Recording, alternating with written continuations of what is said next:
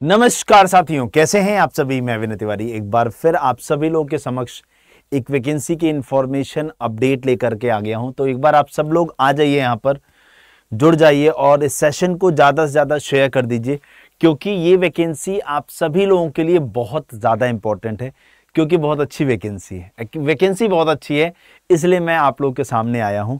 मैं बात कर रहा हूं आरआरबी की तरफ से आने वाली एक सेपरेट वैकेंसी, जिसका शॉर्ट नोटिस भी आ चुका है और इसकी सारी डिटेल्स अब आपके सामने हैं। आपको ये तक पता है कि क्या एग्जाम पैटर्न होने वाला है, कैसे सारी चीजें होंगी, और अगर आप इसको समझ लेते हो तो आप इस बार इसमें जरूर अपनी जॉब पक्की कर लोगे। तो मैं बात कर रहा हूं आरआरबी की तरफ से आने वाली पोस्ट सेक्शन कंट्रोलर की। तो सेक्शन कंट्रोलर की आज मैं आप लोग को कंप्लीट इंफॉर्मेशन देने वाला हूं, जिसमें मैं एग्जाम पैटर्न भी बताने वाला हूं, क्या सिलेबस है बताने वाला हूं, सिलेक्शन का प्रोसेस बताने वाला हूं कि कितने एग्जाम्स होंगे, उसके बाद कब आपका नोटिफिकेशन आएगा, कब से फॉर्म भरे जाना स्टार्ट होंगे। ऐसे जितने भी डाउट्स आपके मन में हैं वो सारे डाउट्स मैं आज यहाँ पर क्लियर करने वाला हूं। तो चलिए शुरुआत करते हैं और आप लोग को सारी बातें मैं यहाँ पर बताऊंगा। ये शॉर्ट नोटिस जो है आरआरबी की तरफ से आया था, जिसमें इन्होंने काफी चीजें क्लियर कर दी हैं। पहली चीज तो ये कि इसकी जो ओपनिंग डेट रहने वाली वो 15 सितंबर, यानी आपका जो फॉर्म है वो 15 सितंबर से भरा जाना स्टार्ट हो जाएगा और 14 अक्टूबर फॉर्म को भरने की लास्ट डेट रहने वाली है। तो पहले तो दो डेट्स आप अपने दिमाग में सेट कर लो। हाँ, एक तो फॉर्म आने की डेट और एक आप लोग का फॉर्म की लास्ट डेट। ठीक, पोस्ट का नाम क्या है बेटा? सेक्शन कंट्रोलर की पोस्ट है ये आप लोगों की। उसके बाद ये आती है लेवल 6 में। ये जो सैलरी यहां पर जो मिलेगी आपको, वो लेवल 6 की पे यहां पर मिलने वाली है इस वैकेंसी के अंदर आप लोगों को। ठीक है। उसके बाद अगर मैं इसकी बेसिक पे की बात करता हूं, बेसिक पे का मतलब होता है कि इतना तो मिलना ही मिलना है। उसके बाद एचआरए, टीए, डीए और बहुत सारी फैसिलिटीज को जोड़ करके 35,400 रुपए आप लोग की बेसिक सैलरी के बाद जो सैलरी बनेगी वो लगभग 70 से 80 हजार रुपए के आसपास, 70 to 80,000 के आसपास आपकी सैलरी बनेगी स्टार्टिंग डेज में। ठीक है। उसके बाद यहां जो मेडिकल स्टैंडर्ड होगा वो A2 लेवल का होगा, यानी यहां का जो मेडिकल स्टैंडर्ड होने वाला है वो कैसा होने वाला है बेटा? A2 लेवल का यहां पर मेडिकल स्टैंडर्ड होने वाला है। जब हम एज की बात कर रहे हैं तो 1 जनवरी 2026 तक इसमें जो एज मांगी गई है वो 20 से 33 साल, और ये जो एज है वो जनरल और ईडब्ल्यूएस के लिए है। ओबीसी कैटेगरी को जिस तरीके से 3 साल का एज रिलैक्सेशन मिलता है, तो ओबीसी कैटेगरी की जो एज हो जाएगी वो 20 से 36 साल हो जाएगी, 20 से 36 साल हो जाएगी। और एससी एसटी की जब मैं बात करता हूं तो उनकी एज 20 से 38 साल हो जाएगी। तो ये जो एज रिलैक्सेशन है वो सभी कैटेगरीज को, जो गवर्नमेंट के नॉर्म्स हैं, सेंट्रल गवर्नमेंट के नॉर्म्स हैं, वो वैसे ही मिलेगा। और टोटल जो वैकेंसी आने वाली है बेटा वो 368 वैकेंसी आने वाली है, 368 वैकेंसीज आने वाली हैं। अब मुद्दा आता है कि सर इसमें क्या क्वालिफिकेशन होगी, क्योंकि मैंने आपको सैलरी बता दी, वैकेंसी बता दी, कब से फॉर्म आएगा, कब लास्ट डेट होगी, ये सारी चीज बता दी, एज बता दी। अब अगर मैं क्वालिफिकेशन की बात करता हूं तो बेटा अगर आपने ग्रेजुएशन कंप्लीट कर रखा है, ग्रेजुएशन अगर आपका कंप्लीट है, अब इस ग्रेजुएशन में आपने कोई भी पढ़ाई की हो, बीए, बीएससी, बीकॉम, बीटेक, कुछ भी किया हो, आप सब लोग एलिजिबल हो, बशर्ते कंडीशन ये है कि 14 अक्टूबर से पहले पहले आपके फाइनल ईयर का रिजल्ट आ जाना चाहिए। अगर आपके फाइनल ईयर का या फाइनल सेमेस्टर का, फाइनल ईयर का रिजल्ट 14 अक्टूबर 25 से पहले आ जाता है और आप ग्रेजुएट हो जाते हो तो आप सब फॉर्म भर पाओगे। ठीक है ना। तो अब आप अपने मन से ये डाउट निकाल देना कि इसमें क्या क्वालिफिकेशन मांगी गई है। ठीक है, ये सारी चीजें मैंने आप लोग को यहां पर बता दी हैं। अब मैं आप लोग को लेकर चलता हूं इसके एग्जाम पैटर्न और सिलेक्शन प्रोसेस की तरफ। ठीक है, अब मैं आपको लेकर के चलता हूं इसके एग्जाम पैटर्न या सिलेक्शन के प्रोसेस की तरफ। ठीक है, तो देखिए इसका जो सिलेक्शन प्रोसेस है बेटा, इसका जो सिलेक्शन प्रोसेस है वो 2 टीयर्स में पूरा होगा। क्योंकि इसको मैं कंसीडर कर रहा हूं, इसको आप लोग ये समझिए कि ये एनटीपीसी के ग्रेजुएट लेवल का एग्जाम है, ग्रेजुएट लेवल एग्जाम है आप लोग का ये एनटीपीसी का। अब ग्रेजुएट लेवल एग्जाम की जब हम बात करते हैं तो आपको पता है कि उसमें 2 सीबीटी होंगे, एक सीबीटी 1 होगा और एक सीबीटी 2 होगा। तो सीबीटी 1 की जब हम बात करते हैं बेटा, जब हम किसकी बात करते हैं, सीबीटी 1 की बात करते हैं, तो सीबीटी 1 का जो एग्जाम है उसमें क्या क्या आएगा और सीबीटी 2 में क्या आएगा उसमें बताता हूं मैं आप लोग को। तो यानी इसका जो सिलेक्शन प्रोसेस है वो 2 टीयर्स में पूरा होगा, प्री मेंस और डॉक्यूमेंट वेरिफिकेशन प्लस मेडिकल, ठीक है, प्लस मेडिकल, यानी डीवी के साथ मेडिकल होता है। तो प्री को हम सीबीटी 1 कहते हैं, मेंस को हम सीबीटी 2 कहते हैं, इसी को सीबीटी 1 कहा जाता है, इसको सीबीटी 2 कहा जाता है, और ये आपका डॉक्यूमेंट वेरिफिकेशन। ठीक है, चलिए अब मैं आप लोग को सीबीटी 1 और इनके तरफ लेकर चलता हूं, यहां पर ध्यान से देखिएगा। ठीक है, चलिए अगर मैं सीबीटी 1 के एग्जाम की बात करता हूं, ये देख लो। तो सीबीटी 1 का जो एग्जाम पैटर्न है इसमें अगर हम बात करें तो मैथ्स में, रीजनिंग और जीएस, अगर मैं यहां पर बात करूं तो 100 क्वेश्चन आएंगे, 100 नंबर का आपका पेपर होने वाला है, और जो एग्जाम का ड्यूरेशन रहने वाला है, वो 90 मिनट। अब आप लोग सोचोगे सर ये 100 क्वेश्चन कैसे, तो बेटा बिल्कुल इसको ऐसे लेके चलो, यहां पर मैथ्स आपके 30 क्वेश्चन, रीजनिंग आपके 30 क्वेश्चन और आपकी जीएस 40 क्वेश्चन, जैसे आपका जो एनटीपीसी का एग्जाम पैटर्न है सेम वही। ठीक है ना, तो यानी इस तरीके से ये टोटल कितने हैं, 100 क्वेश्चन का पेपर होगा, 100 नंबर का होगा और 90 मिनट समय मिलेगा। नेगेटिव मार्किंग जो होती है 1/3 होती है, तो आप लोगों का हमेशा रेलवे के एग्जाम के अंदर आपको नेगेटिव मार्किंग जो है वो कितना देखने को मिलेगी, वो 1/3 मिलेगी। तो वो ऐसे ही यहाँ पर मिलती रहेगी हमेशा, तो 1/3 की नेगेटिव मार्किंग यहाँ पर आपको देखने को मिलेगी। तो सीबीटी 1 जब आप पास कर लोगे, सीबीटी 1 जब आप पास करोगे तब आपको बुलाया जाएगा सीबीटी 2 के लिए, और सीबीटी 2 में ज्यादा फर्क नहीं है, केवल 20 क्वेश्चन बढ़ जाएंगे, 20 नंबर के, समय इतना ही है, सब कुछ यही रहेगा। ठीक है, तो देखो जब हम सीबीटी 2 पे चलते हैं, सीबीटी 2 में समझ लो, हाँ जब हम सीबीटी 2 की बात करते हैं, जब हम किसकी बात करते हैं बेटा, सीबीटी 2 की, तो सीबीटी 2 में आप लोग समझिएगा, एक सेकंड देना मुझे, हाँ ये अब मैं आपको अच्छे से यहाँ पर, जब हम सीबीटी 2 की बात करते हैं, सीबीटी 2 की बात करते हैं, तो उसमें आपके यही 3 सब्जेक्ट रीजनिंग, मैथ्स और जीके जीएस। तो रीजनिंग में आ जाएंगे 35 क्वेश्चन, मैथ्स में आ जाएंगे 35 क्वेश्चन और यहां आ जाएंगे 50 क्वेश्चन। तो ये हो गया नंबर ऑफ क्वेश्चन, और नंबर कितना हो जाएगा, 35 क्वेश्चन 35 नंबर का और 50 क्वेश्चन 50 नंबर का, यानी 120 क्वेश्चन 120 नंबर का, 90 मिनट का आपको समय मिलेगा। और नेगेटिव मार्किंग जो है, और जो नेगेटिव मार्किंग है वो कितना है बेटा, वही 1/3 का, 1/3 का। आई बात समझ में। तो इसको आप लोग एनटीपीसी के ग्रेजुएट लेवल से कंपैरिजन करते हुए चलोगे और वहां पर चीजें अपनी बनाओगे। यहां तक की बात सबको क्लियर हो गई।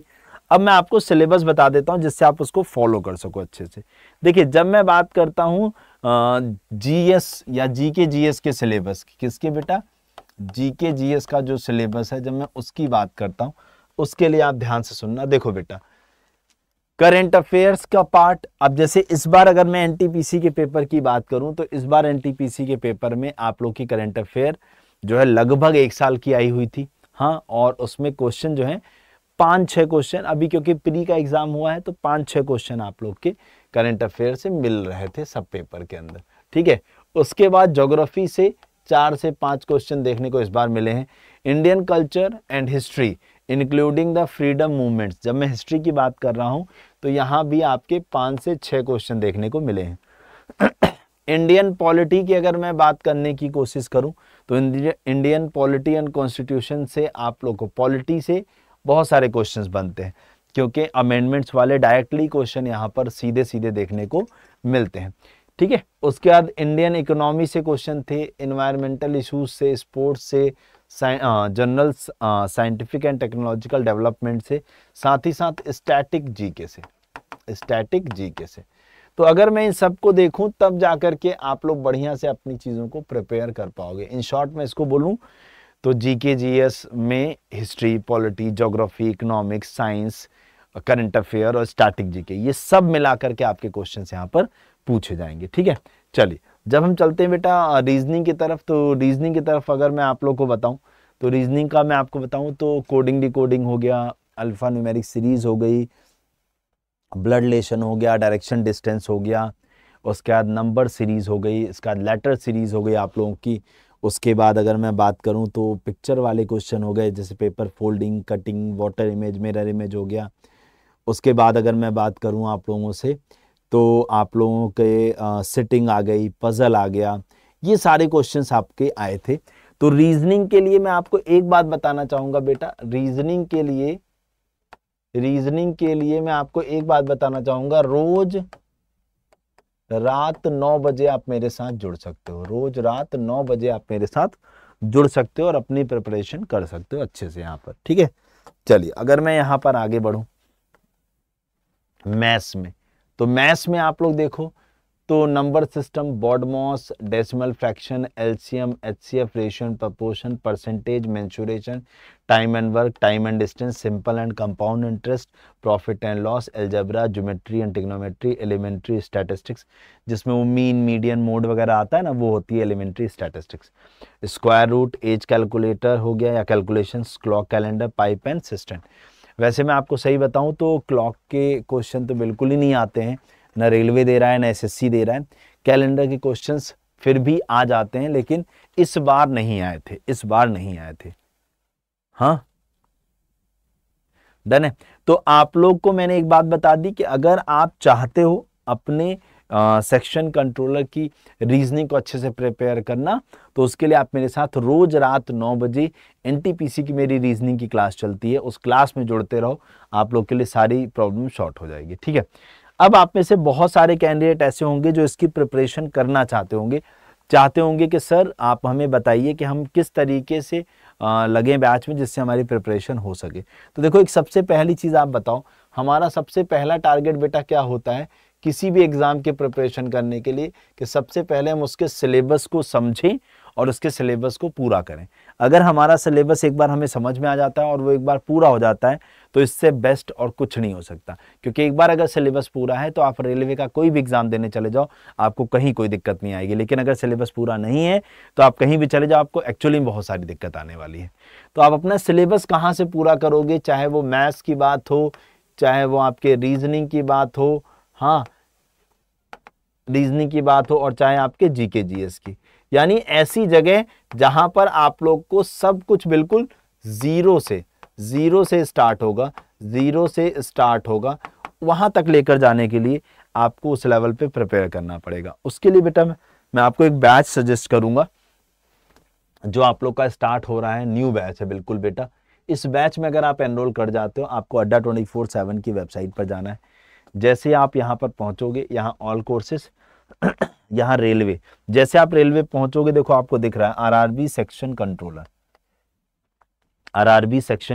आप इस पे चले जाओ।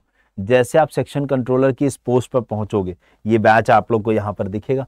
बेस्ट पोस्ट है बेटा, मैं आप लोग को बता रहा हूं इसीलिए कि आप लोग इसकी प्रिपरेशन अब से ही करने में लग जाओ। ठीक है, ये बैच आपका अभी बेटा रिसेंटली स्टार्ट हुआ है। अगर आप गौर से देखो तो ये बैच अभी आपका रिसेंटली स्टार्ट हुआ है। इस बैच में आपको जुड़ना है तो आप जाइए, यहाँ पर देखो आपको लाइव क्लासेस मिलेंगी, प्लस उन्हीं क्लासेस की रिकॉर्डिंग क्लासेस मिलेंगी। हाँ, यहाँ आपको देखो क्या क्या मिलेगा। उससे पहले आपको बता दूं कैसे बाय करोगे। तो यहाँ पर आपको मोर ऑफर्स पे जाना है। मोर ऑफर में जाने के बाद क्या आपको इतना पे करना है? नहीं, यहाँ पे आपको ऑफर कोड लगाना है Y461 और अप्लाई कर देना। जैसे आप अप्लाई करोगे देखो 1098 दिखा रहा है। हाँ, तो अब देखो बेटा, आपने क्या किया, आपने Y461 ये डिस्काउंट कोड लगाया और प्लस कॉइन्स लगा लेना, तो ये आप लोगों को मिल जाएगा मात्र और मात्र 1020 1020 रुपए में आपको यह बैच मिलेगा। और इस बैच के अंदर आपको सभी सब्जेक्ट्स, यानी आपने कूपन कोड क्या यूज किया बेटा, आपने कूपन कोड क्या यूज किया, कूपन कोड यूज करना है Y461। आई बात समझ में? बताओ कोई दिक्कत यहाँ तक किसी को कोई प्रॉब्लम तो होगी ही नहीं। कूपन कोड यूज करना है Y461। अब मैं आपको एक बात यहाँ पर जो बता रहा था उसको समझो। मैं कह रहा था यहाँ पर आपको क्या मिलेंगी, सभी सब्जेक्ट्स की लाइव क्लास, उसके बाद आप लोग को मिलेगी रिकॉर्डिंग क्लास, उसके बाद आप लोग को डेली क्लास PDF मिल जाएगी आप लोग की, हाँ, और daily practice questions, daily practice PDF, ये सब कुछ आप लोग को इस बैच के अंदर मिलेगा। समझ गए?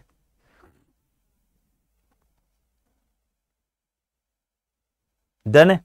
यहां पर आप लोग को प्रिपरेशन करने में लग जाना चाहिए। देखो आप ये मान के चलो कि 5 to 6 मंथ्स तो है, क्योंकि अभी कोई डेट नहीं है। 5 to 6 मंथ्स का टाइम आपके पास है, आप अच्छे से यहाँ पर सिलेबस पूरा करके चीजें कर पाओगे। ठीक है। अच्छा, आप में से बहुत सारे बच्चे ये जानना चाहते होंगे सर कब कौन सी क्लास चलेगी। तो ऐसे स्क्रॉल करके नीचे जाइए, ये है स्टडी प्लान, यहाँ चले जाओ। जैसे आप पहुंचोगे ये देखो आपका स्टडी प्लान आपको दिखाई दे जाएगा। ये देखो रीजनिंग का स्टडी प्लान, ये है जनरल स्टडीज का, ये है मैथ्स का और ये है साइंस का। इन सब का टाइम टेबल यहाँ से आप लोग डाउनलोड कर लेना। यहाँ से आप लोग को टाइम टेबल मिल जाएगा कि कब कौन सी क्लास कितने बजे चलेगी। ठीक है बेटा, तो आप लोग जाओ और इस बैच में मैंने आपको बताया ना, आप लोग को इधर उधर कुछ भी नहीं सोचना है, तुरंत जाकर के बेटा इस बैच में जुड़ जाना है। Y461 यही कूपन कोड लगाना है बेटा। कूपन कोड आपका क्या रहेगा बेटा, Y461। इसी कूपन कोड से जुड़ोगे तो आप अच्छे से इस बैच में आ जाओगे और आप अच्छे से मेरी गाइडेंस में आ जाओगे और प्रॉपर हम लोग अच्छे से तैयारी करने लग जाएंगे। ठीक है, तो चलो फिर आज के लिए इतना रखते हैं। तब तक के लिए जय हिंद, जय भारत। अगर आपको अभी भी कुछ पूछना होगा तो वीडियो के नीचे कमेंट करके मेरे से पूछ लीजिएगा। Thank you.